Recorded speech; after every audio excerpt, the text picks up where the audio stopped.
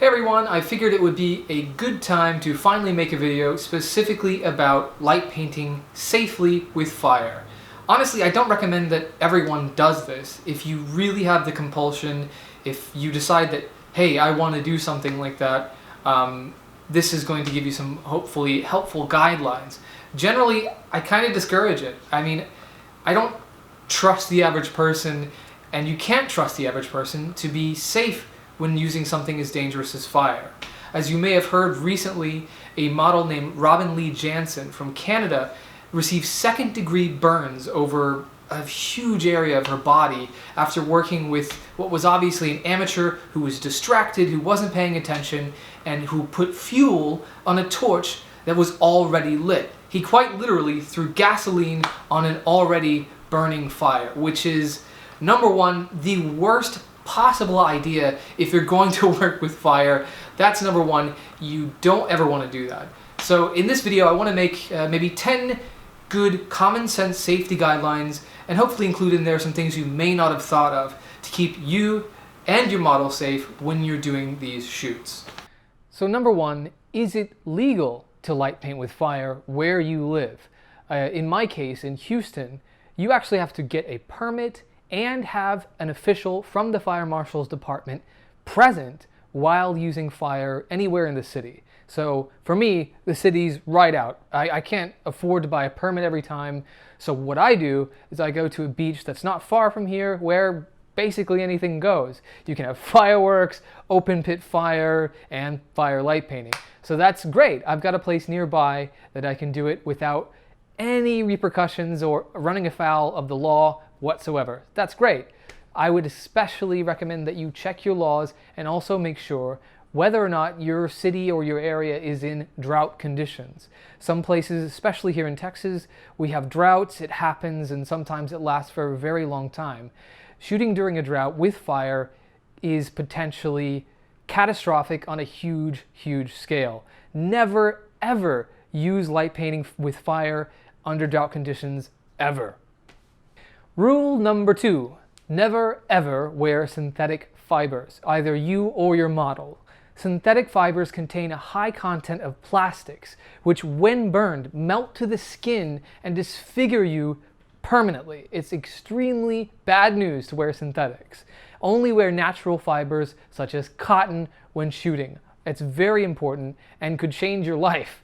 Cotton, you'll get maybe a hole in your shirt. Plastics, an ember hits you, it can ignite and light your entire garment on fire, burning you over a huge part of your body. So that is one of the utmost important things. Wear natural fibers. Rule number 3, use a protective glove. This is for the person using the fire, of course. In my case, I just use a very fire-resistant kitchen glove. It covers my entire forearm and it's perfect for what I do. You can also use a welding glove, but anything that's made to be fire resistant, perfect. And I recommend you always wear this because you can either singe your arm or burn it even worse. Rule number 4, always have a spotter on hand with fire safety equipment to keep an eye on the situation. Safety equipment includes generally fire extinguisher and fire blanket. Had this guy in Canada had someone on hand within close proximity, this girl might have been fine. It makes the difference between disaster and slight annoyance. It's very crucial that you have a third party always keeping an eye on the situation. Rule number 5, be aware of the wind. If it's going to be a windy day, and just in general, you want to pack a heavy coat made out of either cotton or preferably leather, and never let your model be downwind from the flames. Remember, you're the one that's going to be wearing the fire armor, so if the wind does gust, you want it to be towards yourself and never towards the person you're shooting. Rule number 6, never ever use gasoline or diesel fuel.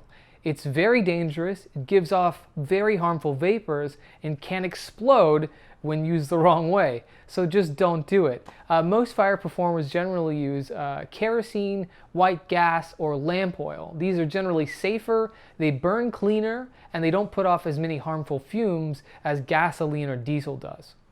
Rule number 7, always keep your fuel at least 15 feet away from where you're going to be working with fire. Rule number 8, Always keep something on hand to extinguish the tool you're working with. That may be as simple as a bucket of water or a damp towel, but it's crucial you have something that can quickly put out what you're working with. Number 9, never light paint with fire while high or drunk. I know you have that one buddy that says he does everything better when he's high, but I've never believed those guys and they're usually wrong. So if you're high or drunk, just don't do it. And if you find a photographer that's a little tipsy and he's like, hey, it's night paint with fire, dude, don't do it. Just stay away. Bad idea. Number 10, make sure the person you're working with is someone you can trust. These days, everybody has a camera, and it's not always easy to find someone that actually knows what they're doing.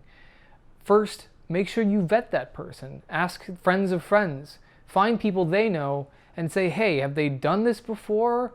Are they going to be safe? What do I need to do? Also, ask your photographer, what are you doing for my safety? Are you bringing an extinguisher? Do you have a spotter? Do you have someone that can help us make sure this thing doesn't go wrong? So vet, make sure they're bringing safety materials, and make sure that they have at least better than average experience with fire. This is super important because when you work with a guy that this might be his first time light painting with fire, it generally goes very wrong, as we've seen in Canada. So there it is. I hope this list helps you. And this is not exhaustive by any means, but this is a few main rules that I follow to make sure that nobody gets hurt. In my experience, I've been very lucky, but also very careful. I've never injured myself, and I've never injured my wife or anybody else. And that's because I take the time, I plan, and I make safety the most important aspect of every shoot. Thanks for watching, and I hope you enjoyed this video.